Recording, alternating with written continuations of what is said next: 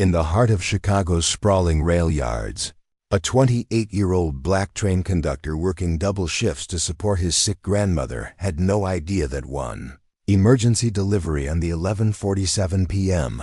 express would connect him to one of America's most powerful airline executives. What started as a routine late-night run from Chicago to Detroit became a life-changing moment when desperate screams echoed through Car 7, and Marcus Williams made a split-second decision that would alter the course of 3 lives forever.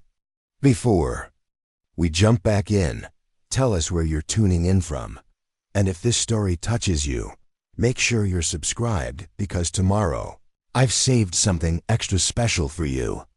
The first light of dawn barely touched the windows of the cramped studio apartment on Chicago's South Side when Marcus Williams rolled out of bed to the sound of his phone buzzing insistently on the nightstand. The digital clock glowed at 4:47 a.m. in harsh red numbers, but he was already reaching for his uniform before his feet hit the cold linoleum floor. Sleep had become a luxury he couldn't afford. Not with Grandma Evelyn's medical bills stacking up like autumn leaves and his own rent 3 weeks overdue. Marcus moved quietly through the apartment's single room, careful not to wake the elderly woman sleeping in the twin bed across from his. Evelyn Williams had raised him since he was 8 years old, after his parents died in a car accident on I-94 during a winter storm. She had worked 3 jobs to keep him fed, clothed, and in school, never once complaining about the burden of raising the grieving child alone. Now at 74, her lungs were failing her, and the oxygen tank beside her bed hissed softly through the morning silence. Like a mechanical prayer, he pulled on his navy blue conductor's uniform, the same one he'd worn for 6 years since graduating from the railroad training program. The fabric was starting to fray at the collar and cuffs, but it was clean and pressed. Marcus took pride in his appearance, even when everything else in his life felt like it was falling apart. He fastened the brass buttons carefully, adjusted his cap, and clipped his radio to his belt. The weight of it felt familiar, reassuring, in a way that few things did anymore. The bathroom mirror reflected back a face that looked older than 28 years. Dark circles shadowed his brown eyes, and stubble covered his jaw because he'd been too tired to shave the night before. Marcus splashed cold water on his face and brushed his teeth quickly, then checked his wallet. $43 and some change. Not enough for Grandma Evelyn's next prescription refill, not enough for groceries, definitely not enough for the rent that was due tomorrow. He'd been working double shifts for 3 months straight, picking up every extra run the railroad would give him. The Chicago and Northwestern Railway didn't pay conductors enough to live on, especially not when medical expenses kept climbing. Marcus had considered applying for other jobs, better-paying positions at the airport or in the city's transportation department, but those required evening classes and certifications he couldn't afford. The railroad was what he knew, what he was good at, and right now it was the only thing standing between his grandmother and the street. The kitchen consisted of a hot plate, a mini-fridge, and a sink that dripped constantly, no matter how many times the superintendent promised to fix it. Marcus made instant coffee with tap water heated in a dented saucepan, then checked on his grandmother. Evelyn was awake, her gray hair spread across the pillow like silver silk, her breathing shallow but steady. "Morning, Grandma," he whispered, kneeling beside her bed. "How are you feeling today?" Her hand found his fingers thin and cool, but still strong enough to squeeze. "Better now that you're here, baby. You working another double today?" Marcus nodded, though he tried to keep the exhaustion out of his voice. "Yeah, but it's good money. Extra run to Detroit tonight, then back tomorrow morning. That'll help with the bills." Evelyn studied his face with the sharp eyes that had seen him through scraped knees, failed tests, and heartbreak. "You're working yourself too hard, Marcus. Your mama didn't raise you to run yourself into the ground." "Mama didn't raise me at all," he said gently, brushing a strand of hair from her forehead. "You did, and you taught me to take care of family. no matter what it costs. She smiled at that, the expression lighting up her weathered face. You're a good boy, always have been. But don't forget to take care of yourself too. Marcus kissed her forehead and stood up. Mrs. Rodriguez is coming by at 10 to check on you, and I left your medications on the counter with instructions. Call me if you need anything, okay? I've got my radio on all day. The walk to Union Station took 25 minutes through neighborhoods that had seen better days. Marcus passed boarded-up storefronts, empty lots filled with weeds, and apartment buildings where laundry hung from fire, escapes like colorful flags of surrender. But he also passed the community garden where Mrs. Chun grew vegetables for half the block, the barber shop where old men gathered to argue about baseball, and the corner market where Ahmad always asked about his grandmother's health. It wasn't much, but it was home. Union Station buzzed with early morning energy. Commuters clutched coffee cups and stared at their phones. Business people in expensive suits hurried past families dragging suitcases, and the electronic boards clicked and updated with arrival and departure times. Marcus made his way through the crowd to the employee entrance, badged in, and found his supervisor, Jim Morrison, hunched over paperwork in the dispatch office. Morrison was a thick-set, white man in his 50s who'd been with the railroad since before Marcus was born. He had graying hair, permanently stained fingers from too many years of cigarettes, and a voice roughened by decades of shouting over train engines. He looked up when Marcus knocked on the doorframe. "William's good, you're early. I've got your assignments for today." Morrison handed him a clipboard thick with manifests and schedules. Regular morning commuter run to Milwaukee, back by noon. Then you're on the 11:47 p.m. express to Detroit. Passenger service, not freight, so keep the cars clean and the customers happy. Marcus scanned the paperwork, noting the car assignments and passenger counts. Any special instructions for the Detroit run? Nothing unusual. It's mostly business travelers and a few families. Should be quiet. You'll be working with Jenny Rodriguez in the dining car and Tom Chun on passenger services. Good crew. The morning commuter run passed in a blur of familiar routines. Marcus walked the length of the train before departure, checking tickets, helping passengers with luggage, and ensuring everyone was seated safely. The route to Milwaukee cut through industrial areas and small towns, past factories and farmland that stretched toward the horizon. He'd made this run hundreds of times, but he still found something peaceful about watching the landscape roll by through the windows dot between stations. He collected tickets, answered questions about arrival times, and helped an elderly man find his reading glasses. A mother with 2 young children needed assistance getting to the bathroom, and a businessman asked for directions to a hotel near the Milwaukee station. These small interactions, these moments of being useful to people, reminded Marcus why he'd chosen this job in the first place. It wasn't just about the paycheck, though God knew he needed that. It was about being part of something larger, helping people get where they needed to go. Back in Chicago by early afternoon, Marcus grabbed a sandwich from a vending machine and found a quiet spot in the employee break room to eat. His phone buzzed with a text from Mrs. Rodriguez. Evelyn had a good morning, took her meds, ate some soup. Oxygen levels are stable. She's napping now. Relief washed over him. Some days were better than others, but every text like that felt like a small victory. Marcus closed his eyes and tried to rest for a few minutes before his evening shift. The break room was never truly quiet. There was always the sound of trains in the distance, radio chatter, and the hum of fluorescent lights, but it was peaceful enough. At 10:30 p.m., Marcus reported back to the dispatch office for his final assignment of the day. The 11:47 p.m. express to Detroit was already being prepared on Track 7. This was a longer-haul train, designed for passengers who preferred overnight travel to flying. The cars were more comfortable than the commuter trains, with reclining seats, small sleeping compartments, and a full dining car. Jenny Rodriguez was already aboard, setting up the dining car for late-night service. She was a compact woman in her 40s with salt and pepper hair and a smile that could diffuse any passenger complaint.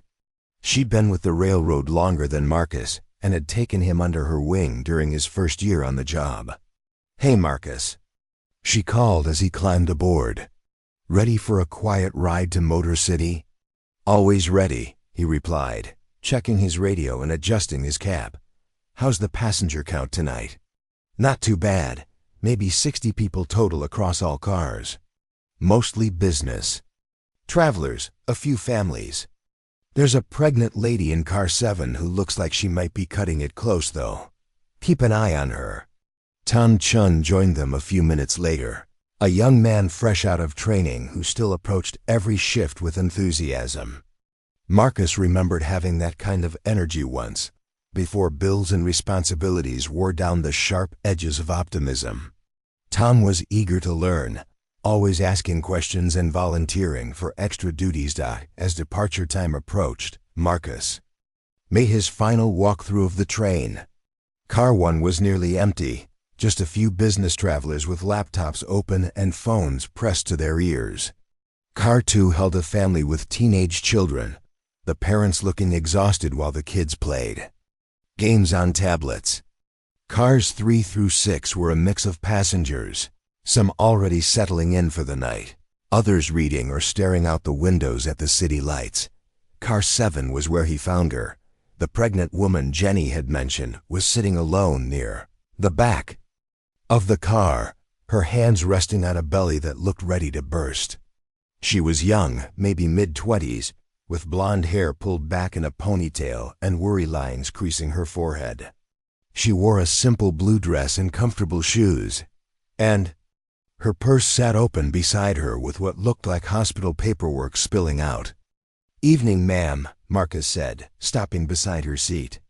"I'm Marcus, your conductor for tonight's journey. How are you feeling?" She looked up at him with pale green eyes that seemed to be fighting back tears. "I'm okay, I think. Just nervous. I'm supposed to be in Detroit for a doctor's appointment tomorrow morning. My husband is meeting me at the station." "First baby?" Marcus asked gently, recognizing the mix of excitement and terror that seemed to radiate from her. "Yes," she nodded, one hand moving instinctively to her belly. "We live in Chicago, but I've been seeing a specialist in Detroit. High-risk pregnancy, they said. The baby's due in 2 weeks, but lately..." She trailed off, wincing slightly. Preparing and narrating this story took us a lot of time. So if you are enjoying it, subscribe to our channel. It means a lot to us. Now back to the story. "Lately what?" "Lately it feels like maybe he doesn't want to wait that long." Marcus felt a flicker of concern but kept his expression calm and reassuring. "Well, you're in good hands. We'll have you in Detroit in about 6 hours, and if you need anything during the trip, just press the call button or find me. I'll be walking through the cars regularly." She smiled for the first time since he'd approached her seat. "Thank you." "That's very kind. I'm Sarah, by the way. Sarah Mitchell." "Nice to meet you, Sarah. Try to get some rest if you can. The seats recline pretty far back, and I can get you a pillow if you'd like." As the train pulled away from Union Station, Marcus settled into the rhythm of the night shift. The express to Detroit made fewer stops than the commuter trains, allowing passengers to sleep or work without constant interruptions. The locomotive's horn echoed through the darkness as they left the city behind, and the gentle rocking motion of the cars usually lulled most passengers into peaceful sleep. Marcus made his first round at midnight, checking on passengers and ensuring everyone was comfortable. Most were dozing or reading quietly. Sarah Mitchell was awake, shifting uncomfortably in her seat and breathing in slow, measured patterns. When she saw him approaching, she attempted a smile. "How are we doing, Sarah?" "Okay, I think. Just having trouble finding a comfortable position." As if to prove her point, she winced and pressed both hands to her lower back. "That's normal, from what I understand. My cousin went through the same thing with her pregnancies. Can I get you anything? Water, another pillow?" "Water would be wonderful, thank you." Marcus returned with a bottle of water and watched as Sarah drank deeply. Her color seemed a little pale, and there was a thin sheen of perspiration on her forehead, despite the cool air conditioning. Something in his gut told him to keep a closer eye on her, but he didn't want to alarm her unnecessarily. The train rolled through small towns and open countryside, past darkened farmhouses and empty highways. Marcus loved this part of the night shift, the quiet moments when the world outside seemed to sleep, while they carried their passengers safely through the darkness. There was something almost sacred about it. This responsibility for people's safe passage from one place to another. At 1:30 a.m., as they passed through a small town in Michigan, Marcus was in car 5 helping an elderly passenger adjust his reading light when he heard it. A sharp cry from the direction of car 7, followed by the distinctive sound of the call button being pressed repeatedly. His radio crackled immediately. "Marcus, we need you in car 7 right away." Jenny's voice was tight with urgency. "And bring the first aid kit." Marcus's heart rate spiked as he grabbed the medical supplies and hurried through the cars. Other passengers were starting to wake up, drawn by the commotion, but he focused on getting to Sarah as quickly as possible. When he reached car 7, he found Jenny kneeling beside Sarah's seat, her face grave with concern. Sarah was doubled over, gripping the armrests of her seat so tightly her knuckles had gone white. Her breathing came in short, sharp gasps, and when she looked up at Marcus, her eyes were wide with fear and pain. "I think," she said through gritted teeth, "I think the baby is coming, now."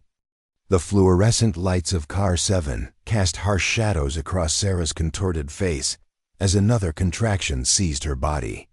Marcus dropped to one knee beside her seat, his training from the railroad's emergency response course flooding back despite the adrenaline coursing through his veins. He'd studied medical emergencies, fire evacuations, and equipment failures, but nothing had quite prepared him for this moment. "Sarah, I need you to look at me," Marcus said, his voice steady despite the chaos building around them. "Can you tell me how far apart the contractions are?" She gasped, trying to catch her breath between waves of pain. "They started about 20 minutes ago, maybe 5 minutes apart at first, but now." Another contraction hit, and she gripped his arm with surprising strength. "Now they're coming every 2 minutes. Jenny appeared beside them with towels from the dining car and a bottle of antiseptic. Her face was calm but focused, the expression of someone who'd handled her share of crises over the years. "I've radioed ahead to the next station," she said quietly to Marcus. "But we're still 40 minutes out from Kalamazoo, and that's our only stop before Detroit." Marcus felt the weight of responsibility settle on his shoulders like a heavy coat. 40 minutes might as well be 40 hours if this baby decided it wasn't waiting. He looked around the car, noting the other passengers who were now awake and watching with a mixture of concern and fascination. A businessman in seat 12A was recording everything on his phone until Marcus shot him a look that made him put it away immediately. "Tom," Marcus called to the younger conductor, who was hovering uncertainly near the front of the car. "I need you to clear the seats around us. Move these passengers to other cars. Give us some privacy and room to work." As Tom began gently relocating passengers, Marcus turned his attention back to Sarah. Her skin had gone pale except for bright spots of color on her cheeks, and sweat beaded on her forehead despite the cool air conditioning. She was trying to control her breathing, but panic was starting to creep into her eyes. "My husband," she gasped between contractions. "I need to call David. He's supposed to meet me in Detroit." "He doesn't know ... Well, quote, we'll contact him," Marcus assured her. "But right now, I need you to focus on staying calm. Jenny, can you get me Sarah's purse? We need to find her husband's contact information." Jenny retrieved the leather bag from the floor where it had fallen during Sarah's distress. Hospital paperwork spilled out along with a wallet, phone, and various personal items. Marcus quickly located her phone, but it was locked with a passcode. "Sarah, what's your phone code?" She looked at him blankly for a moment, then another contraction. Hit, and she doubled over with a cry that echoed through the car. When it passed, she was breathing hard and seemed disoriented. 7.7411, David's birthday.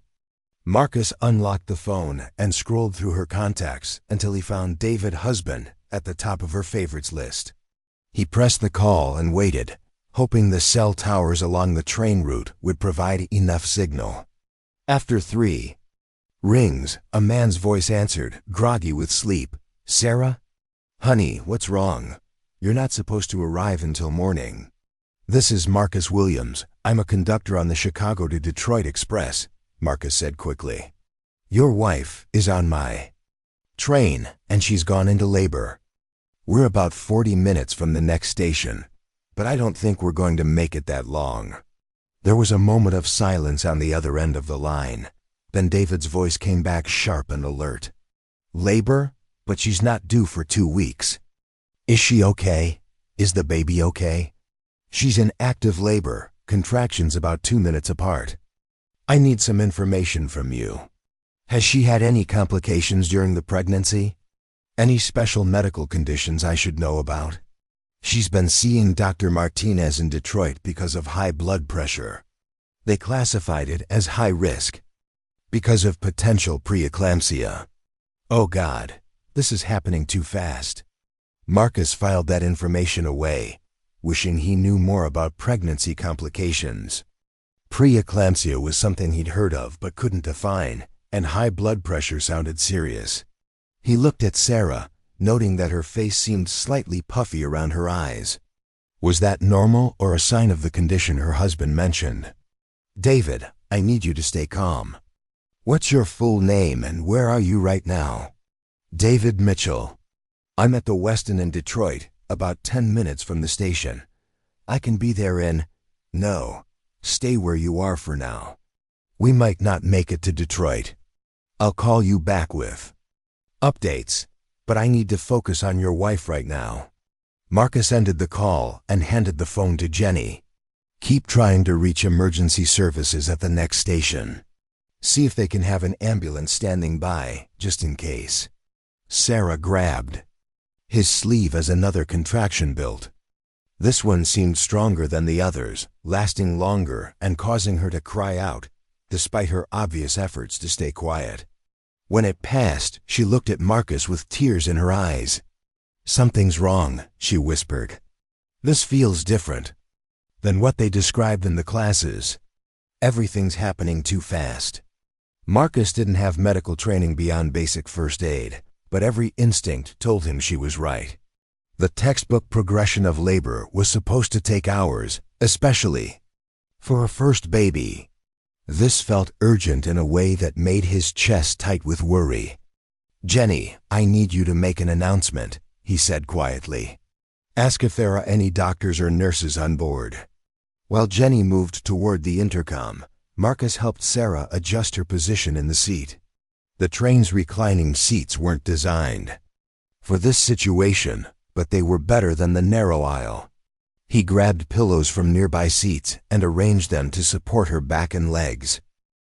"I'm scared," Sarah admitted, her voice small and vulnerable. "What if something happens to the baby? What if I can't do this?" Marcus took her hand, surprised by how natural the gesture felt. He'd always been good in crisis situations, something his grandmother had noticed when he was young. When other kids panicked, Marcus got calm and focused. It was probably part of what made him good at his job, but this felt different, more personal. "You're stronger than you think," he told her. "I can see it in the way you've handled everything so far. You got on this train when you probably should have been in a hospital. You've been managing the pain better than most people could, and you're still thinking about your baby's welfare. That takes courage." The intercom crackled to life as Jenny's voice filled the car. "Ladies and gentlemen, we have a medical emergency on board. If there are any doctors, nurses, or medical professionals among our passengers, please identify yourselves to the conductor immediately." Marcus held his breath, hoping someone would respond. After what felt like an eternity, a woman's voice called out from the front of the car. "I'm a nurse. Pediatric ICU. but I've assisted with deliveries." A woman in her 50s hurried down the aisle, her gray hair pulled back in a practical ponytail and her face set with professional determination. She was wearing jeans and a Northwestern University sweatshirt, clearly a passenger who'd been trying to sleep before the emergency began. "I'm Linda Chun," she said, kneeling beside Sarah's seat. "I've been a nurse for 25 years. Can you tell me your due date and any complications?" Sarah managed to explain about the high blood pressure and her specialist in Detroit while Linda performed a quick assessment. She checked Sarah's pulse, looked at her eyes, and felt her abdomen during a contraction. Her expression grew increasingly serious. "Marcus," she said quietly, "we need to prepare for delivery. These contractions are strong and regular, and I can feel the baby's position. This is happening whether we're ready or not." The train swayed gently as it rounded a curve, the steady rhythm of wheels on tracks providing an oddly comforting backdrop to the crisis unfolding in Car 7. Marcus looked around, taking stock of their makeshift delivery room. They had towels, some basic first aid supplies, and a pediatric nurse. It wasn't ideal, but people had been having babies in less than perfect conditions for thousands of years. "What do you need me to do?" Marcus asked Linda. "Help me get her moved to the floor. The seats are too narrow and unstable. We need more room to work." Together, they helped Sarah slide down to the floor between the seats, using pillows and towels to create as comfortable a space as possible. The carpet was clean but hardly sterile, and Marcus found himself wondering about all the things that could go wrong. He pushed those thoughts aside and focused on being useful. Linda continued her assessment, speaking in calm, professional tones that seemed to ease some of Sarah's panic. "Everything looks good so far. The baby's in the right position, and while this is happening quickly, that's not necessarily dangerous for mother or child. Sometimes babies just decide they're ready." "How long?" Sarah asked between pants.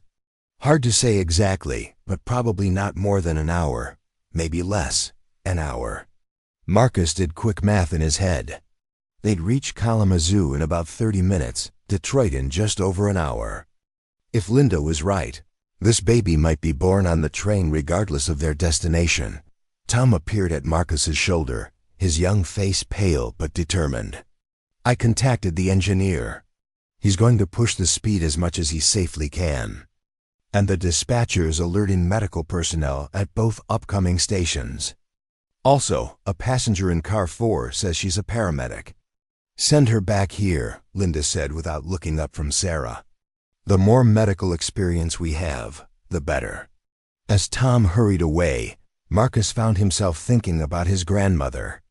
Evelyn had been a nurse's aide for 30 years before her retirement, and she'd often told him stories about the babies born in hospital corridors, taxi cabs, and other unexpected places. "Life finds a way," she used to say. Babies have been coming into this world long before there were fancy delivery rooms and monitors. Sometimes the most important thing is just having someone who cares enough to help. The paramedic arrived just as Sarah entered what Linda called transition, the final stage before delivery. She was a compact black woman about Marcus's age with short cropped hair and calm, competent hands. She introduced herself as Diana Washington and immediately began assisting Linda with preparations. "We're going to need hot water, more towels, and something to cut the umbilical cord," Diana said. "Also, does anyone have shoelaces or string for tying it off?" Marcus found himself coordinating the unusual supply run. Jenny provided more towels and managed to heat water in the dining car's coffee station. A businessman donated his shoelaces after Marcus explained the medical need. Tom located the train's emergency medical kit, which contained sterile gauze and basic instruments. Through it all, Sarah labored with determination that amazed Marcus. She followed Linda's breathing instructions, pushed when told to push, and somehow maintained her composure even as pain racked her body. Her strength reminded him of his grandmother during her worst health scares, that peculiar grace some people found in the midst of crisis. "I can see the head," Linda announced suddenly. "Sarah, on the next contraction, I need you to push as hard as you can." The train's whistle echoed through the night as they passed through a small town. The lonely sound mixing with Sarah's efforts and the quiet encouragements of the medical team that had formed around her. Marcus found himself holding her hand, offering what comfort he could while Linda and Diana worked with professional efficiency. "One more push," Diana urged. "Come on, Sarah, your baby's almost here." Sarah gathered her strength and pushed with everything she had. Marcus felt her grip tighten on his hand, watched her face contort with effort and determination. Then, suddenly, Linda was lifting a small, wet, perfectly formed human being into the bright lights of Car 7. The baby's cry filled the train car, strong and indignant and absolutely beautiful. Sarah collapsed back against the pillows, tears streaming down her face as Linda placed the infant on her chest. "It's a boy," Linda announced with a smile. "And he's absolutely perfect." Marcus stared at the tiny person who had just entered the world under the most unlikely circumstances. The baby was red and wrinkled and covered in vernix, but his lungs were clearly working perfectly as he announced his displeasure at the bright lights and cold air. Sarah was crying and laughing simultaneously, her hands trembling as she touched her son's face. "David," she whispered. "I have to call David." Marcus retrieved her phone and dialed her husband's number with shaking fingers. When David answered, on the first ring, Marcus could hear the anxiety in his voice. "How is she?" "Is the baby? You have a son," Marcus said simply. "Both mother and baby are healthy.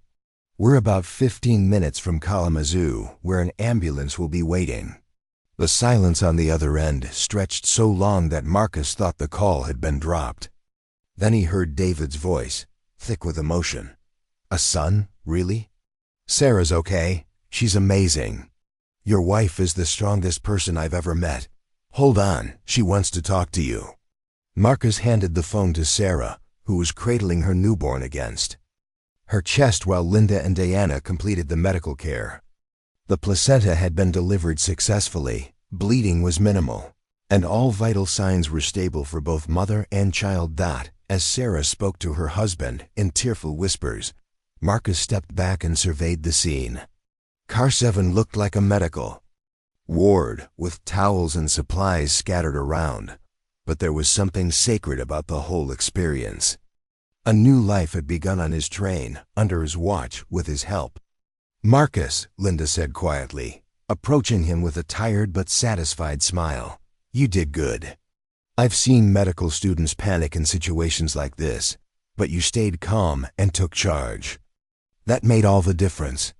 Before Marcus could respond, Tom appeared again, this time with a message from the engineer. "We're pulling into Kalamazoo in 10 minutes. There's an ambulance crew waiting, and they've contacted the hospital in Detroit to let Sarah's doctor know what happened." As the train began to slow, Marcus helped Linda and Diana prepare Sarah and the baby for transport. The newborn had settled into peaceful sleep against his mother's chest, one tiny fist curled near his face. Sarah looked exhausted but radiant. The kind of tired happiness that comes from completing something difficult and important. "What are you going to name him?" Marcus asked as they waited for the train to stop. Sarah looked down at her son, then back at Marcus. "I was thinking about that. David and I had picked out names, but after tonight..." She paused, considering. "After what you did for us, I think we might need to reconsider." The train shuddered to a halt, and Marcus could see the flashing lights of the ambulance through the windows. Soon, paramedics were boarding with a stretcher and medical equipment, taking over the care he'd been providing for the past hour. As they prepared to transfer Sarah and the baby to the hospital, she grabbed Marcus's hand one more time. "Thank you," she said simply. "I know this was way beyond what you signed up for when you came to work tonight." Marcus squeezed her hand gently. "Just doing my job, ma'am. Taking care of passengers is what we're here for." As the ambulance pulled away from the station, its lights disappearing into the night, Marcus stood on the platform and felt the full weight of what had just happened. In the space of an hour, he'd helped bring a new life into the world. The routine late-night run to Detroit had become something extraordinary, something he'd remember for the rest of his life. But as the train prepared to continue its journey, Marcus had no idea that the grateful husband waiting in Detroit was about to change his life in ways he couldn't possibly imagine. All he knew was that he'd done his job, helped someone in need, and witnessed a miracle along the way. That felt like enough. For now, the train pulled away from Kalamazoo at 3:47 a.m., its rhythm different now, without the urgency that had driven them through the previous hour. Marcus walked through the cars, checking on passengers who had been awakened by the commotion, ensuring everyone was settled for the remaining journey to Detroit.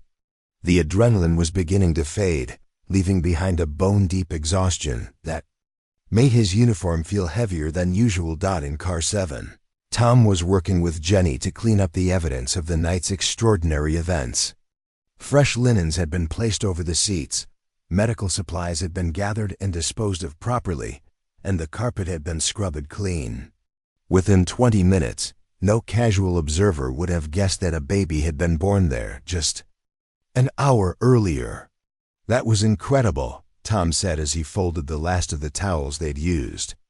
"I mean, I knew this job could be unpredictable, but I never imagined anything like that." Marcus nodded, settling into one of the clean seats to fill out the incident report that would be required by railroad regulations. His hands were steadier now, but his mind kept replaying the moments when Sarah had been in pain, when the baby's head had first appeared, when that first cry had echoed through the car. It felt surreal, like something that had happened to someone else. "You handled that like you'd done it before," Jenny observed, joining them with 3 cups of coffee from the dining car. "Where did you learn to stay so calm in a crisis?" "My grandmother, I guess," Marcus replied, accepting the coffee gratefully. "She always said that panicking doesn't solve problems, it just makes them worse. When I was younger, our neighborhood had its share of emergencies, house fires, medical incidents, domestic disputes. She taught me that someone has to keep their head clear so they can help." The remaining passengers had settled back into sleep or quiet conversation, but Marcus could see some of them glancing toward car 7 with curiosity and respect. Word had spread quickly through the train about what had happened, and several passengers had approached him to offer congratulations or thanks, as if he'd somehow made them safer by handling the emergency competently. As they crossed into the outskirts of Detroit, Marcus found himself thinking about Sarah and her newborn son. Were they comfortable at the hospital? Had David arrived safely? Was the baby healthy despite the unusual circumstances of his birth? He realized he'd become invested in their story in a way that went beyond professional duty. The sun was beginning to rise as the train approached Detroit's Central Station, painting the industrial landscape in shades of gold and orange. Marcus had made this run dozens of times, but this morning the familiar skyline looked different somehow, more significant. He'd helped create something good in this city, brought new life safely into the world within its borders. "Attention passengers," came the engineer's voice over the intercom. "We'll be arriving at Detroit Central Station in approximately 10 minutes. Please gather your belongings and prepare for departure. Thank you for traveling with the Chicago and Northwestern Railway." Marcus made his final walk through the train, helping passengers with luggage and answering questions about ground transportation. Several people stopped him to comment on the night's events, and he found himself uncomfortable with the attention. He'd done his job, nothing more, though he had to admit it had been a job unlike any other. As passengers began disembarking, Marcus stood on the platform to assist with luggage and ensure everyone departed safely. The morning air was crisp and carried the familiar sounds of a major train station coming alive, announcements echoing through the terminal, the rumble of other trains arriving and departing, the conversations of travelers beginning their day.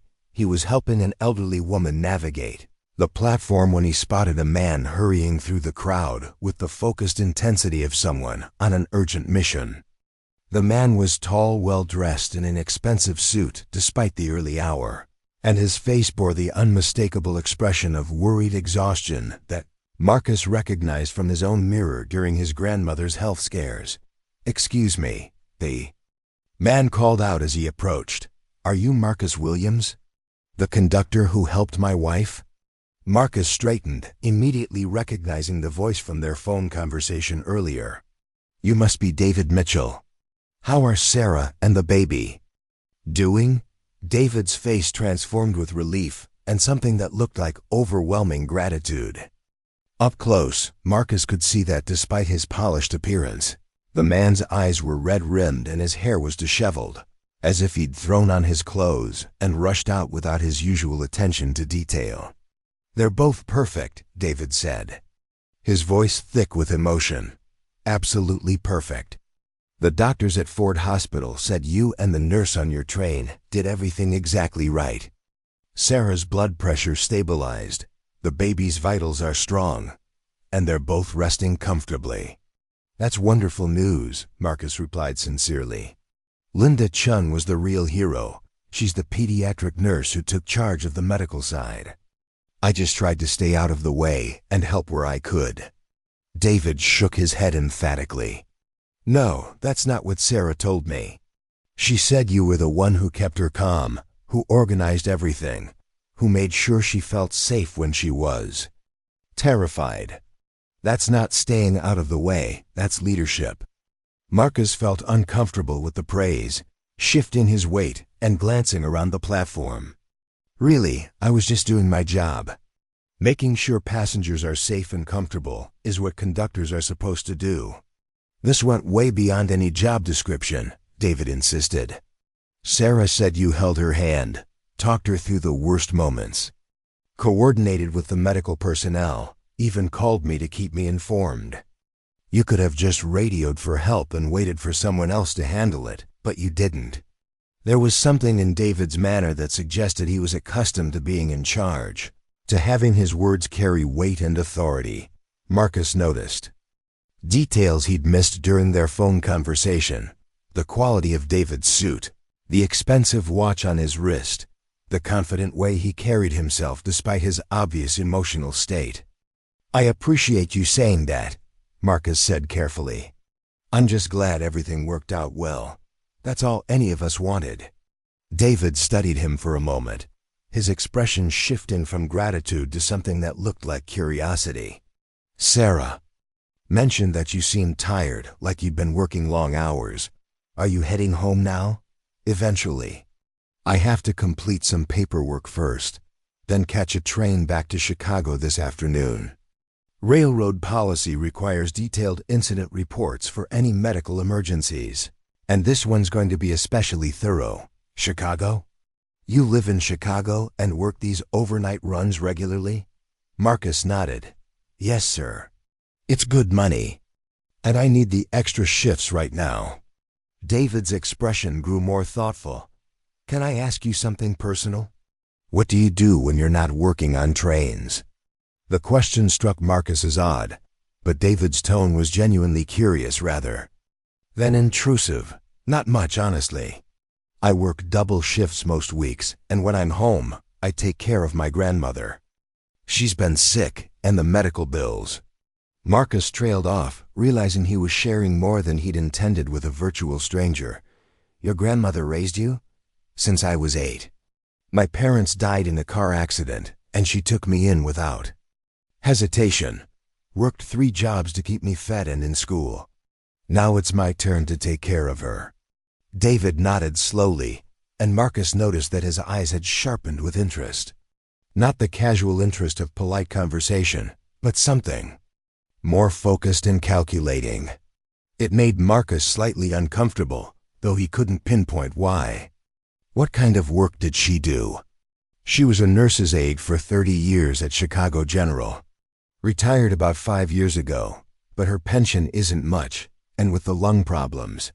Marcus stopped himself again. "I'm sorry, I don't know why I'm telling you all this." You must be exhausted and want to get back to your family. Actually, I'm very interested, David said. Sarah told me something else about last night. She said you never asked for anything, not thanks, not recognition, not even compensation for going above and beyond your duties. Is that true? Marcus shrugged. I wasn't doing it for thanks. Sarah needed help, and I was in a position to provide it. That's how my grandmother raised me. David was quiet for a long moment, studying Marcus with an intensity that made him want to excuse himself and return to his paperwork. Finally, David reached into his jacket pocket and pulled out a business card, holding it out between them. I'd like you to have this, David said. I know you probably want to get back to Chicago and rest, but when you're ready, I'd like to talk with you more. About what happened last night, about the kind of person you are, and about some opportunities that might interest you. Marcus accepted the card reluctantly, glancing down at it without really reading the text. Mr. Mitchell, I appreciate the gesture, but I'm not looking for charity or special treatment. What I did last night was just being human, David interrupted. I know. That's exactly why I want to talk with you. Marcus looked down at the business card properly for the first time, and the words printed there made him blink in surprise. David R. Mitchell, Chief Executive Officer, Skybridge Airlines. Below that was an address in downtown Detroit and a phone number with a private extension. Marcus started, then stopped, processing this information. Skybridge Airlines was one of the largest regional carriers in the Midwest, known for excellent customer service and rapid expansion over the past decade. He'd seen their planes at Chicago's airports, had heard advertisements on the radio, had even considered applying for a job with them before deciding the railroad was more stable employment. I'm the CEO of Skybridge Airlines, David confirmed. And last night, a train conductor I'd never met helped deliver my son and probably saved both their lives. More than that, he did it with kindness, competence, and absolute selflessness. Those are qualities that are rarer than you might think, Marcus. The implications of this revelation were still sinking in as David continued. I've built my career on recognizing talent and character in people. Last night, you demonstrated both under circumstances that would have broken lesser individuals. I don't know what your plans are, what your ambitions might be, but I'd like to find out. Marcus felt like the ground had shifted beneath his feet.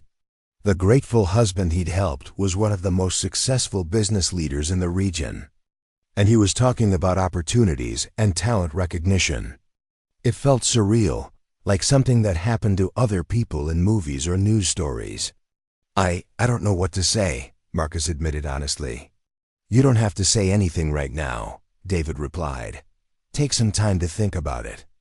Get some rest, take care of your grandmother, complete whatever obligations you have with the railroad. But when you're ready, call me. Not my assistant, not my office, me directly.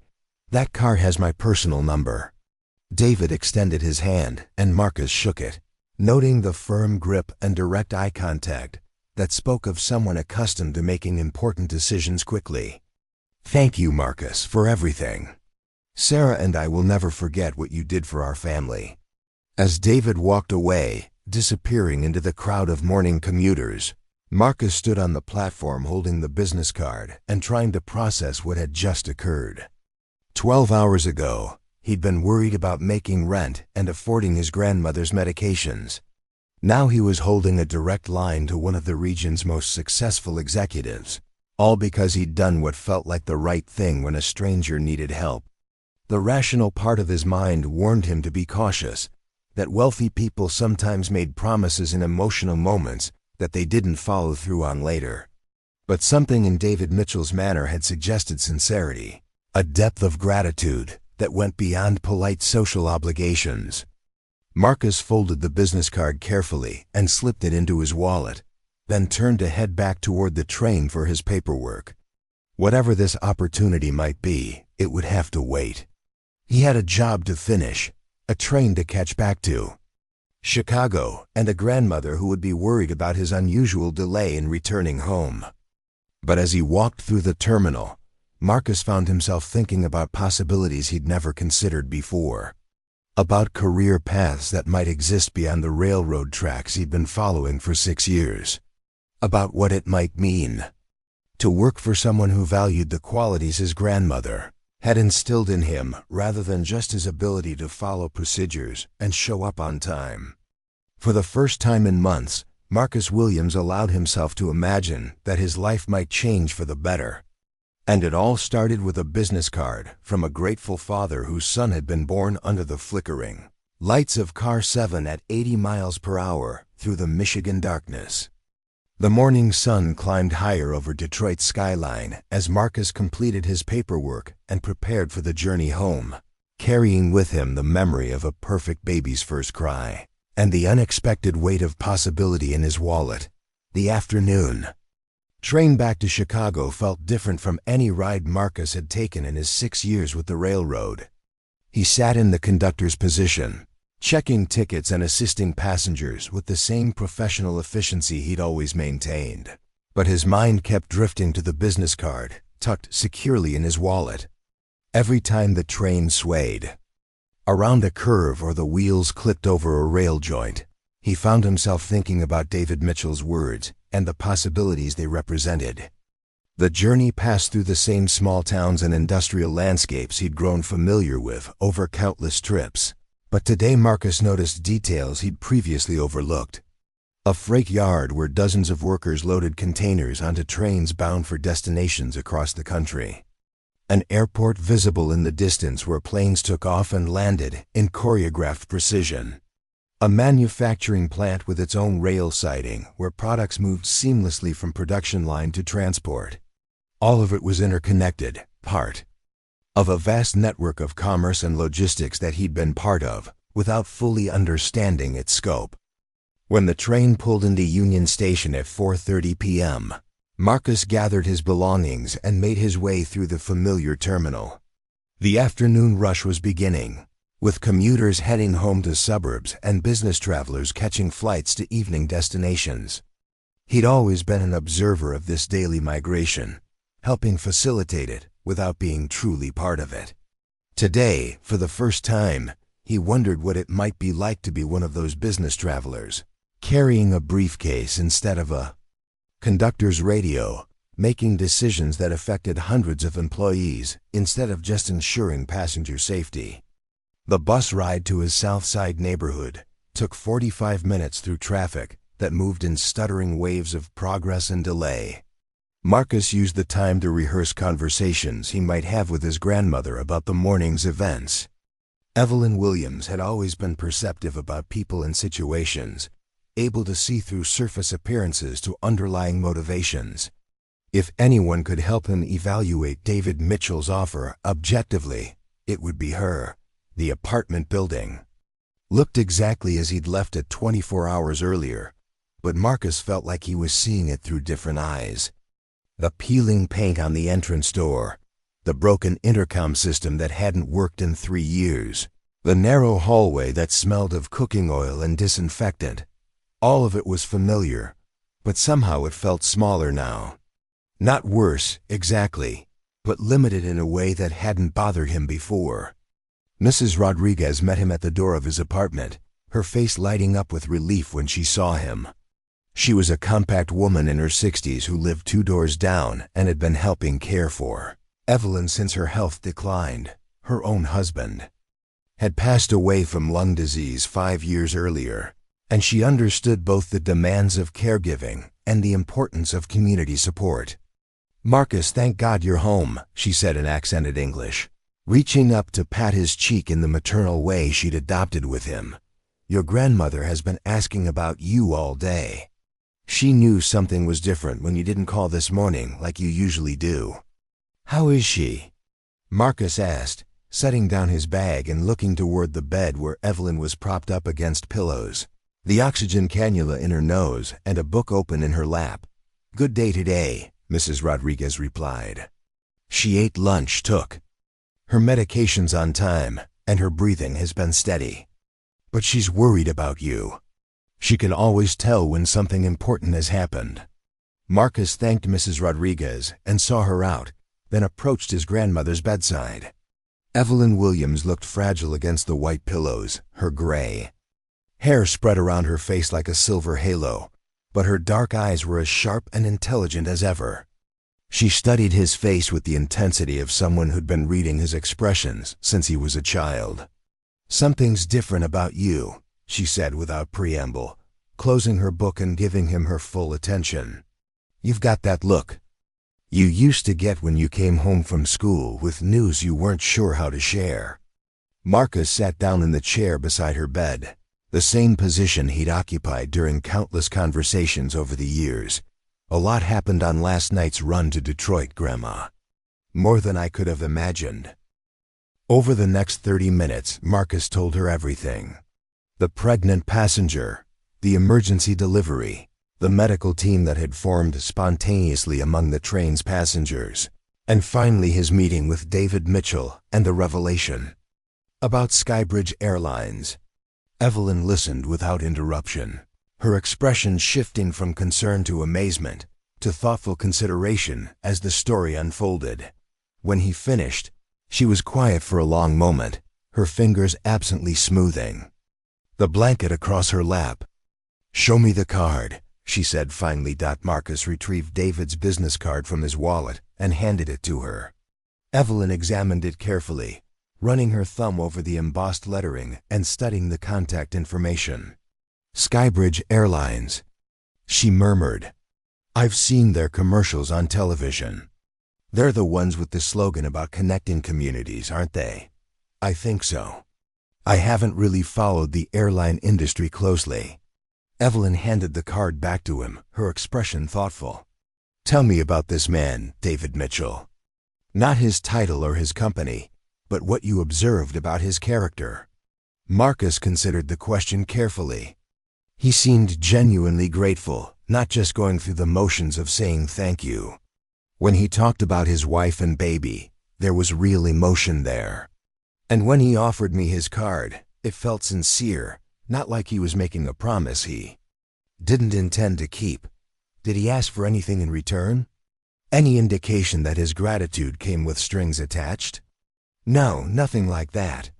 He just said he wanted to talk about opportunities, that he valued the qualities I demonstrated.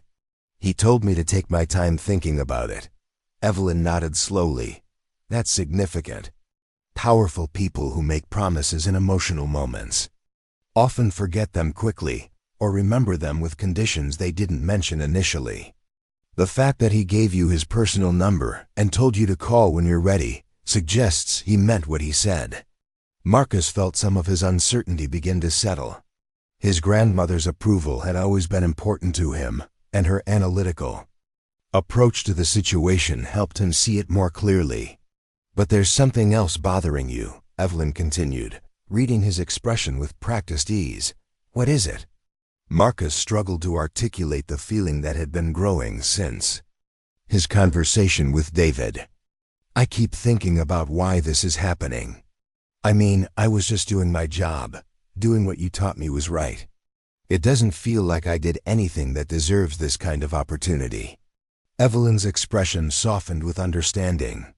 "Marcus, honey, that's exactly why you deserve it. You helped that family because it was the right thing to do, not because you expected a reward. That kind of character is rarer than you might think, especially in the business world." She shifted in the bed, leaning forward slightly to emphasize her point. "I've worked with wealthy people during my years at the hospital. I've seen how many of them operate, how they think about employees and opportunities. Most of them are looking for people who can help them make money or advance their interests.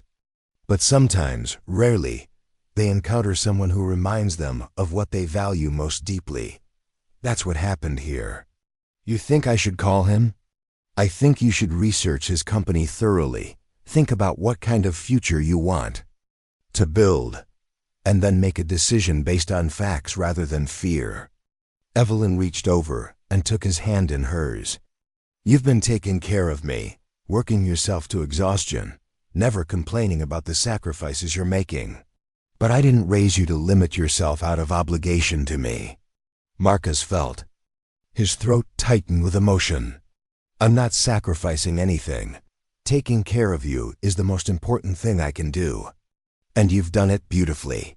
But there are other ways to take care of the family, Marcus. Sometimes the best thing you can do for someone you love is to pursue opportunities that will give you the resources to help them more effectively. That evening, after Mrs. Rodriguez returned to help with Evelyn's dinner and medications, Marcus walked to the local library branch. The building was small and understaffed, but it had internet access and a quiet space where he could research Skybridge Airlines without distraction. What he discovered surprised him. David Mitchell had built Skybridge from a small regional carrier into one of the fastest-growing airlines in the Midwest over the past 12 years.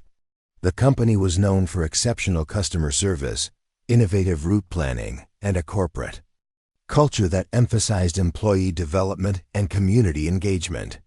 Financial reports showed consistent profitability and expansion, with plans for new routes and increased fleet size over the next 5 years. More interesting to Marcus were the employee reviews and industry articles about Skybridge's management philosophy. Multiple sources mentioned David Mitchell's hands-on leadership style, his commitment to promoting from within, and his belief that customer service excellence came from hiring people with genuine care for others. Several profiles mentioned his practice of personally interviewing candidates for key positions, regardless of their background or previous experience.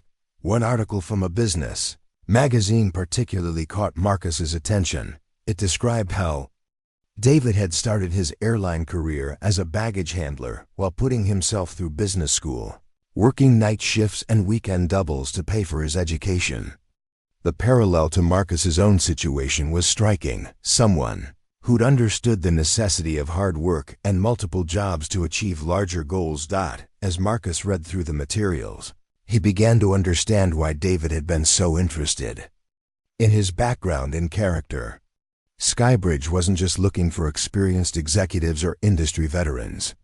They were building a company culture based on service, integrity, and the kind of work ethic that Marcus had been demonstrating his entire adult life. The library closed at 9 p.m., and Marcus walked home through streets that were busy with evening activity. Restaurants and shops were lit up with warm light. Families were walking together after dinner, and the sounds of the neighborhood felt comfortable and familiar. This was his community, the place where he'd grown up and learned his values. The question was whether pursuing David's opportunity meant leaving it behind or finding better ways to contribute to it. Back at the apartment, Evelyn was asleep but breathing comfortably.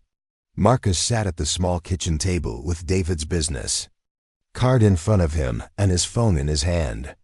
The smart thing, he knew, was to wait until morning, to call during business hours and approach the conversation professionally. But something about the evening's research had convinced him that David Mitchell was someone who valued directness and authenticity over social protocols. Marcus dialed the personal number on the card, half expecting it to go to voicemail. David answered on the second ring, his voice alert despite the late hour. "This is David." "Mr. Mitchell, this is Marcus Williams. I hope I'm not calling too late." "Marcus, not at all. I was hoping to hear from you soon. How are you? How's your grandmother?" The genuine interest in David's voice reinforced Marcus's growing conviction that this opportunity was real and worth pursuing. "She's doing well, thank you for asking. I've been thinking about our conversation this morning, and I'd like to take you up on your offer to talk further." "Excellent. Are you available tomorrow?" "I'm flying to Chicago for a series of meetings, and I'd like to sit down with you properly. Somewhere we can talk without interruption."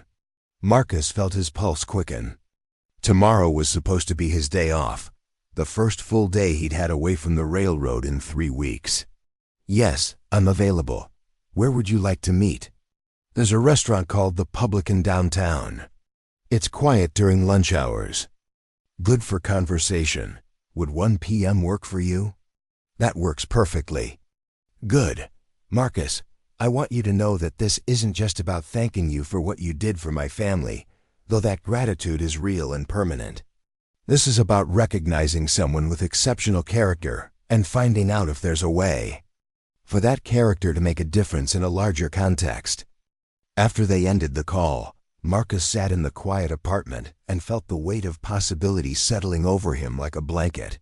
Tomorrow's lunch meeting could change the entire trajectory of his life, opening doors he'd never imagined walking through. But it also represented a leap of faith, trusting in the genuine nature of a stranger's gratitude and his own ability to succeed in a world far removed from railroad tracks and conductors' uniforms. He looked over at his grandmother, sleeping peacefully with the oxygen tank humming softly beside her bed. Whatever happened tomorrow, whatever opportunities emerged from his conversation with David Mitchell, his first priority would always be ensuring that Evelyn Williams had the care and security she deserved. But for the first time in years, Marcus allowed himself to believe that he might be able to provide that security while also building something larger for himself. The business card sat on the kitchen table, a small piece of paper that had become a bridge between the life he'd known and the life he might create. Tomorrow he would find out which side of that bridge his future lay on. Marcus stood in front of the bathroom mirror at 11:30 a.m., adjusting his tie for the fourth time in 10 minutes. He'd purchased the navy blue suit 3 years ago for his cousin's wedding, and it had hung in his closet ever since, wrapped in plastic and waiting for another formal occasion that had never materialized. The fabric still smelled faintly of the department store, and the fit was slightly loose around his shoulders, evidence of the weight he'd lost during months of double shifts and irregular meals. The reflection staring back at him looked unfamiliar. Marcus Williams, train conductor, had transformed into someone who might plausibly belong in the business district restaurants where executives made deals over expensive lunches. But beneath the polished exterior, his hands trembled slightly with nervous energy. This wasn't just a meal. It was potentially the most important conversation of his life. Evelyn watched from her bed as he gathered his keys and wallet, her expression mixing pride with gentle amusement. "You look handsome," she said, though her tone carried the weight of deeper emotions. "Your grandfather would have been proud to see you dressed like that." Marcus had never known his grandfather, who'd died when Evelyn was pregnant with Marcus's father, but she often invoked his memory during significant moments. It was her way of connecting the past to the present, of reminding Marcus that he carried forward the dreams and aspirations of generations who hadn't lived to see their fulfillment. "I feel like I'm pretending to be someone I'm not," Marcus admitted, smoothing down his jacket one final time. "You're not pretending to be anyone," Evelyn replied firmly. "You're simply presenting the best version of yourself. There's a difference between authentic self-improvement and deception, and you've never been capable of the latter." The train ride downtown gave Marcus 30 minutes to review the notes he'd made during his library research the previous evening. Skybridge Airlines operated hub-and-spoke routes, connecting smaller Midwestern cities to major metropolitan areas, filling a niche that larger carriers had abandoned in favor of more profitable transcontinental flights. Their customer satisfaction, our ratings, exceeded industry averages, and employee turnover was significantly lower than competitor airlines. What impressed Marcus most was the company's community engagement philosophy. Skybridge partnered with local organizations in every city they served, providing reduced fare flights for emergency medical transport, supporting youth education programs, and maintaining apprenticeship opportunities for people transitioning from other industries. It wasn't just corporate social responsibility marketing. The programs had genuine impact and measurable outcomes. The Publican occupied the ground floor of a converted warehouse in Chicago's West Loop, its industrial architecture softened by warm lighting and exposed brick walls. Marcus arrived 15 minutes early, wanting to observe the environment and settle his nerves before David's arrival. The hostess, a young woman with elaborate tattoos covering both arms, greeted him with professional courtesy that didn't seem to notice or care about his race or obvious nervousness. "I'm meeting someone for lunch," Marcus explained. "The reservation might be under Mitchell." She consulted her tablet and nodded. "Right this way." Mr. Mitchell called ahead to request a quiet table. The restaurant's lunch crowd consisted primarily of business professionals, their conversations creating a low hum of activity that felt both energetic and intimate. Marcus was seated at a corner table with a view of the kitchen's open design, where chefs moved with choreographed precision around stainless steel stations. The efficiency reminded him of his own work environment, where timing and coordination meant the difference between smooth operations and dangerous chaos. David Mitchell arrived exactly at 1 p.m., wearing a charcoal gray suit that probably cost more than Marcus earned in a month. But his demeanor was relaxed and approachable, and when he spotted Marcus across the restaurant, his face lit up with genuine pleasure. As he approached the table, Marcus noticed that several other diners glanced in David's direction with recognition, though none interrupted his movement toward their meeting. "Marcus, thank you for making time today," David said, extending his hand for a firm handshake before settling into the opposite chair. "I hope you haven't been waiting long." "Just a few minutes. I wanted to arrive early." David smiled at that. Punctuality is a good sign. In the airline business, being on time isn't just courtesy. It's the foundation of everything else we do. The server approached with menus and water glasses, and David ordered a coffee while Marcus requested iced tea. There was a brief moment of awkward silence as both men seemed to be calculating how to begin a conversation that could reshape Marcus's entire future.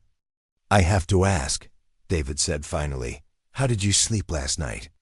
I remember being nervous before important meetings when I was starting out, though nothing quite like this situation." Marcus appreciated the directness. "Honestly, I barely slept. This isn't exactly something I have experience with." "Good. Being nervous means you understand the significance of the opportunity. Complacency would have been concerning." David leaned forward slightly, his expression growing more serious. "Marcus, I want to be completely transparent with you about why we're here and what I'm thinking." Over the next 20 minutes, as they ordered lunch and began eating, David explained his perspective on the previous morning's events. He described watching Sarah's relief when she talked about Marcus's care and competence, the way she'd emphasized not just his technical capabilities, but his emotional intelligence and natural leadership. He talked about his own experience building Skybridge from a small regional carrier into a significant player in the industry, and the constant challenge of finding employees who combine skill with genuine character.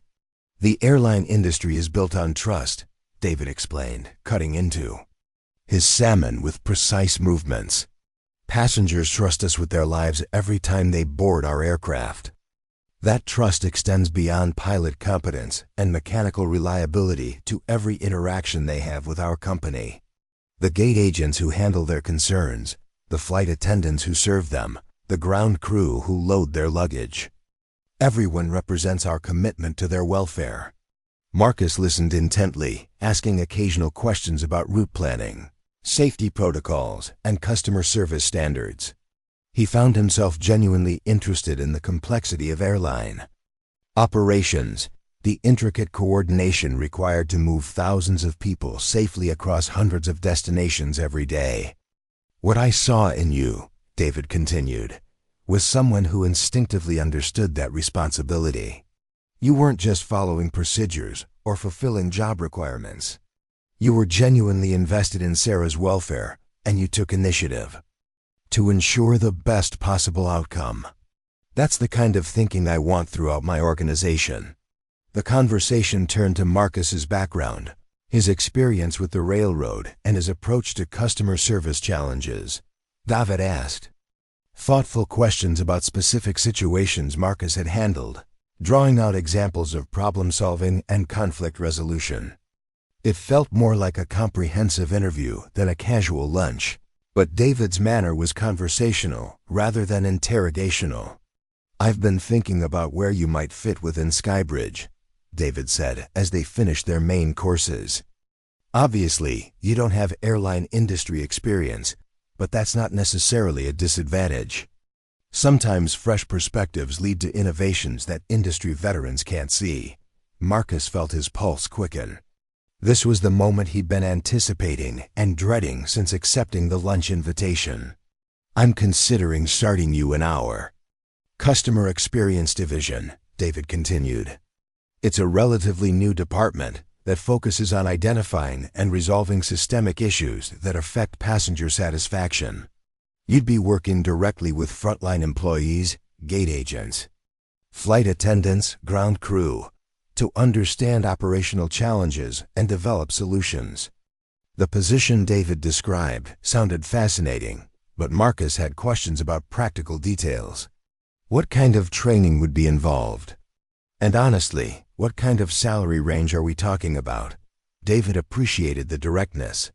The training would be comprehensive, 6 months of intensive education about airline operations, federal regulations, safety protocols, and customer service systems. You'd rotate through different departments to understand how each contributes to overall passenger experience. As for compensation, the starting salary would be $78,000 annually, with performance bonuses and advancement opportunities based on results. Marcus tried to maintain his composure, but the number hit him like a physical blow. $78,000 was more than double his current railroad salary, more money than he'd ever imagined earning. It would cover his grandmother's medical expenses, allow him to move her to a better apartment with proper wheelchair accessibility, and still leave enough for savings and his own modest needs. There would also be benefits, David added, noting Marcus's stunned expression. Full health insurance for you and qualified dependents, including coverage for pre-existing conditions. Retirement contributions, vacation time, and travel privileges.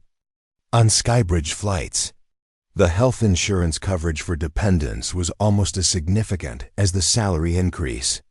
Evelyn's medical costs had been devastating their finances for months, and quality health care had been a constant source of stress and difficult decisions. This is incredibly generous," Marcus said carefully. "But I have to ask, why? I mean, I helped your family during an emergency, but this seems like far more than gratitude would justify." David set down his coffee cup and looked directly at Marcus. "Because I've spent 12 years building this company, and I've learned that technical skills can be taught, but character cannot. What you demonstrated on that train, the calm leadership, the selfless service, the ability to coordinate complex resources under pressure, those are exactly the qualities that separate good companies from great ones." He paused, considering his words carefully. "Marcus, I could hire a dozen MBAs with airline industry experience and impressive resumes. But I can't hire someone who instinctively does the right thing when no one is watching, who puts other people's welfare ahead of their own convenience, who stays calm and effective when everything around them is chaotic. You proved you have those qualities when the stakes were life and death." The server returned to clear their plates and offer dessert, which both men declined. Marcus used the brief interruption to process what he'd heard and formulate his response. "I'm honored by the offer," Marcus said slowly. "More than honored. I'm overwhelmed. But I need to be honest with you about my concerns." David nodded encouragingly. "Please, speak freely. My grandmother raised me, sacrificed everything for my education and development. She's sick now, and taking care of her is my primary responsibility. Any job I take has to accommodate that reality. Of course. What kind of care does she require?"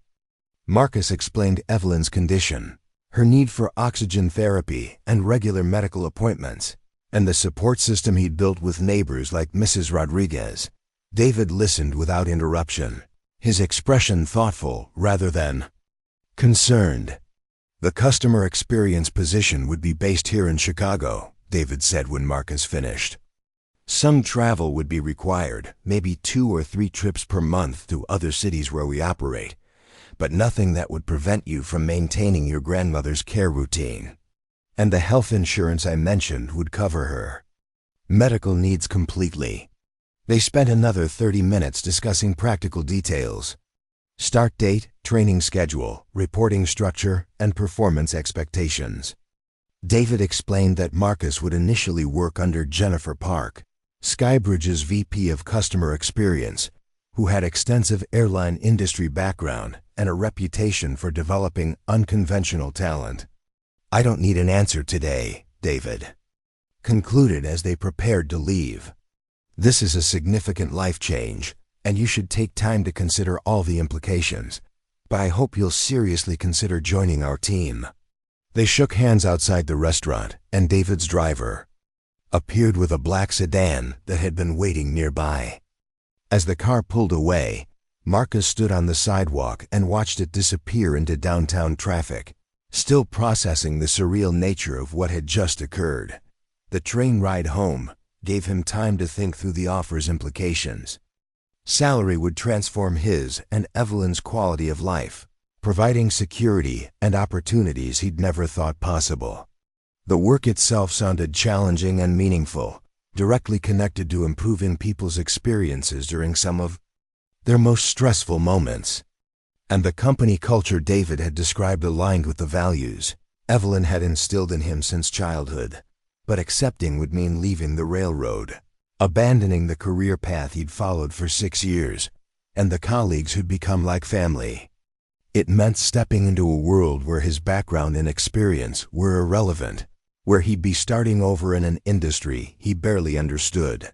When Marcus arrived home, Evelyn was sitting up in bed reading, her oxygen cannula in place but her color good. She looked up expectantly as he entered, and he knew she'd been waiting anxiously for his return. "Well?" she said simply. Marcus sat down in his usual chair beside her bed and began recounting the lunch conversation in detail. Evelyn listened intently, asking occasional questions about specific aspects of the offer, but mostly letting him talk through his excitement and concerns. When he finished, she was quiet for several minutes, her fingers absently smoothing the blanket across her lap and the gesture that indicated deep thought. "Marcus," she said finally, "when I was young, I had opportunities to advance my education, maybe become a registered nurse instead of an aide. I was smart enough, dedicated enough, but I was afraid. Afraid of leaving what I knew, afraid of failing, afraid of reaching beyond what seemed appropriate for someone like me." She looked directly at him, her dark eyes intense with emotion. "I don't regret the choices I made. They led me to raising you, which has been the greatest joy of my life. But I do regret the fear that prevented me from exploring possibilities that might have opened up better opportunities for both of us." Marcus felt his throat tighten. "You're saying I should take the job. I'm saying you should decide based on potential rather than fear. This man isn't offering you charity. He's offering you a chance to use your talents in ways that could benefit thousands of people. That's not something to turn down lightly." That evening, Marcus called the railroad's personnel office and requested a meeting with his supervisor for the following morning. He didn't explain the purpose over the phone, but he knew that by tomorrow afternoon, he would have made the decision that would define the next chapter of his life. The business card sat on his kitchen table beside his phone. David Mitchell's personal number abridged between the life he'd built and the life he might create. Tomorrow he would find out which direction his courage would carry him. 2 years later, Marcus Williams stood at the floor-to-ceiling windows of Skybridge Airline's executive conference room, watching planes taxi across Chicago, O'Hara's sprawling tarmac. The morning sun caught the silver and blue livery of a Skybridge jet as it prepared for departure, and he felt the familiar surge of pride that came with knowing he'd played a role in ensuring those passengers would have an exceptional travel experience. The transformation had been remarkable. After accepting David's offer and completing his 6-month training program, Marcus had quickly distinguished himself within the customer experience division. His railroad background, rather than being a liability, had proven invaluable.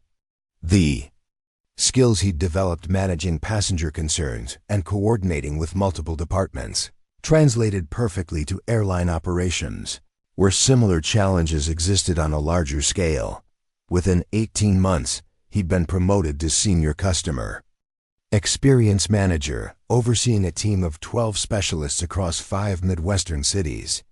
His initiatives had reduced passenger complaints by 37% and improved on-time performance through better communication protocols between ground crews and flight operations. But the professional success, significant as it was, paled beside the personal transformation that David's opportunity had made possible. Evelyn Williams now lived in a spacious apartment, just 10 minutes from Marcus's new condominium, her medical needs fully covered by Skybridge's comprehensive health insurance. The oxygen tank was still a constant presence, but her quality of life had improved dramatically with access to specialist care and medications that had previously been financially impossible. Marcus's phone buzzed with a text message that made him smile. Baby Christopher took his first steps yesterday. Sarah wants to show you the video when you visit this weekend. David. The friendship that had developed between Marcus and the Mitchell family had been one of the unexpected gifts of his career. Change. Christopher Mitchell, now a healthy 2-year-old, had been named Christopher Marcus Mitchell in honor of the conductor who'd helped bring him safely into the world. The bond between the families had deepened over holidays, birthday celebrations, and quiet Sunday dinners where business was rarely discussed. "Marcus, we're ready for you," came Jennifer Park's voice from the conference room entrance. As his supervisor and mentor, Jennifer had guided his development within Skybridge with patience and insight, recognizing his potential even when he doubted his own capabilities. Today's meeting was special. David had asked Marcus to present his proposal for a new customer service training program based on his railroad experience. The concept was revolutionary for the airline industry. Instead of focusing solely on company policies and procedures, the training would emphasize genuine empathy, crisis management, and the kind of instinctive service that created loyal customers. Marcus took his seat at the polished conference table, surrounded by Skybridge's senior leadership team. David sat at the head of the table, his expression encouraging but businesslike. This was still a company with bottom-line responsibilities, and every initiative had to demonstrate clear value to shareholders and passengers alike. "As you all know," Marcus began, his voice steady with the confidence he developed over 2 years of successful presentations, "passenger loyalty in the airline industry increasingly depends on emotional connection rather than price competition. When travelers have negative experiences, they don't just switch carriers, they share those experiences through social media, affecting our reputation with thousands of potential customers." He clicked to his first slide, showing customer satisfaction scores before and after implementing his pilot programs in Detroit and Milwaukee. "Our traditional training focused on conflict resolution after problems occurred. My proposal shifts that emphasis to relationship building that prevents conflicts from developing." The presentation continued for 20 minutes, with Marcus outlining specific scenarios where railroad-style passenger care could be adapted to airline operations. Gate agents trained in crisis communication could turn flight delays from customer disasters into opportunities for service excellence. Baggage handling procedures could incorporate personal accountability that made lost luggage incidents feel like genuine mistakes rather than corporate indifference. David asked pointed questions about implementation costs and scalability, but his tone suggested enthusiasm rather than skepticism. Other executives contributed insights about union negotiations and regulatory compliance, the practical considerations that would determine whether Marcus's vision could become operational. Reality. The pilot results are impressive, concluded Rebecca Torres, Skybridge's chief operating officer. Customer satisfaction scores improved significantly in test markets, and employee engagement surveys showed increased job satisfaction when staff felt empowered to provide personalized service. David nodded thoughtfully. Marcus, what kind of timeline are you proposing for company-wide implementation? 18 months for complete rollout, Marcus replied. We'd start with hub locations, train a core group of instructors, then expand systematically to spoke cities. The key is maintaining quality control while scaling up. Exactly the challenge you faced when expanding Skybridge's route network. After the meeting concluded with unanimous approval for Marcus's training program, David asked him to stay behind for a private conversation. The conference room emptied until only the two men remained, surrounded by the artifacts of corporate success but still connected by the memory of that desperate night on a train between Chicago and Detroit. I have something to discuss with you, David said, his tone serious but warm. Jennifer is being promoted to regional vice president, which creates an opening for customer experience director. The position comes with significant responsibility. Oversight of customer service operations across our entire network, direct reporting to the executive team, and a salary that reflects the scope of the role. Marcus felt his breath catch. Customer Experience Director was a position he'd admired from afar, but never imagined occupying so quickly in his airline career. The job is yours if you want it, David continued. You've exceeded every expectation, transformed how we think about passenger service, and demonstrated leadership capabilities that frankly surprised me with their sophistication. But I want you to take time to consider the implications. The promotion would mean relocating to Detroit, where Skybridge's headquarters coordinated operations across their expanding network. It would mean leaving Chicago, the city where he'd grown up and built his foundation. But it would also mean resources to provide even better care for Evelyn, opportunities to influence passenger experiences across millions of annual flights, and the chance to implement customer service innovations on a scale that could reshape industry standards. That evening, Marcus sat with his grandmother in her comfortable apartment, describing the offer and its implications. Evelyn listened with the same thoughtful attention she'd brought to his decision-making process 2 years earlier, asking practical questions about logistics and responsibilities. Detroit isn't that far, she said finally. And Mrs. Rodriguez has been talking about visiting her daughter in Michigan anyway. Sometimes the best way to honor your roots is to grow beyond them. 6 months later, Marcus Williams stood in the departure lounge at Detroit Metropolitan Airport, watching Sarah Mitchell board a Skybridge flight to Seattle with 2-year-old Christopher in her arms. David was traveling separately on business, but he'd asked Marcus to ensure his family's travel experience met the standards they'd come to expect from the airline that had become part of their extended family. Christopher spotted Marcus through the crowd and waved enthusiastically, his face lighting up with recognition. The toddler who'd been born in emergency circumstances had grown into a confident, joyful child who treated airplane travel as a grand adventure rather than a routine necessity.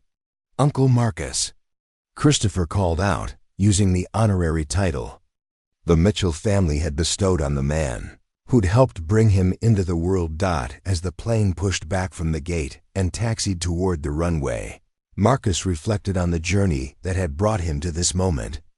2 years ago, he'd been a struggling train conductor working double shifts to support his grandmother's medical care. Today, he was director of customer experience for one of America's fastest-growing airlines, overseeing service standards that affected hundreds of thousands of passengers annually. But the most profound change wasn't professional or financial. It was the recognition that acts of simple human kindness could create ripple effects far beyond their immediate impact. Helping Sarah deliver her baby had been the right thing to do regardless of consequences, but those consequences had transformed multiple lives in ways none of them could have anticipated. Marcus's phone buzzed with a message from David, Christopher's first flight as a 2-year-old going smoothly. Thanks for taking care of them. See you at the board meeting next week. The board meeting would focus on Skybridge's expansion plans, including new routes that would connect smaller Midwestern communities to major metropolitan areas. Marcus's customer service innovations had become central to the company's competitive strategy, proving that genuine care for passenger welfare could be both morally right and financially successful. As he walked through the terminal toward his own office, Marcus thought about the railroad tracks that still carried passengers through the Michigan darkness between Chicago and Detroit. Somewhere on those rails, other conductors were checking tickets, helping travelers with luggage, and ensuring safe passage from one destination to another. The work was the same, but the scale had changed. Instead of managing individual train cars, Marcus now influenced the travel experience of millions of people annually. Instead of responding to immediate passenger needs, he designed systems that anticipated and prevented problems before they occurred. But the fundamental principle remained unchanged: taking care of people who trusted you with their journey, treating every passenger interaction as an opportunity to demonstrate genuine care, and remembering that behind every ticket was a human being with hopes, fears, and destinations that mattered deeply to them. The silver and blue Skybridge jets that filled his view represented more than transportation efficiency or corporate success. They were vehicles for human connection, carrying families to reunions, business travelers to opportunities, and countless individuals toward the moments that would define their lives. Marcus Williams had learned that lesson on a train in the middle of the night, helping a stranger bring new life into the world. Now every day, he worked to ensure that the same spirit of service touched the lives of passengers who might never know his name, but would always remember how his airline made them feel. Sometimes the most important journeys began with simply doing the right thing, regardless of recognition or reward. Everything else was just a matter of staying true to that principle, wherever the rails or runways might lead. Up next, you've got 2 more standout stories right on your screen. If this one hits the mark, you won't want to pass these up. Just click and check them out. And don't forget to subscribe and turn on the notification bell so you don't miss any upload from us.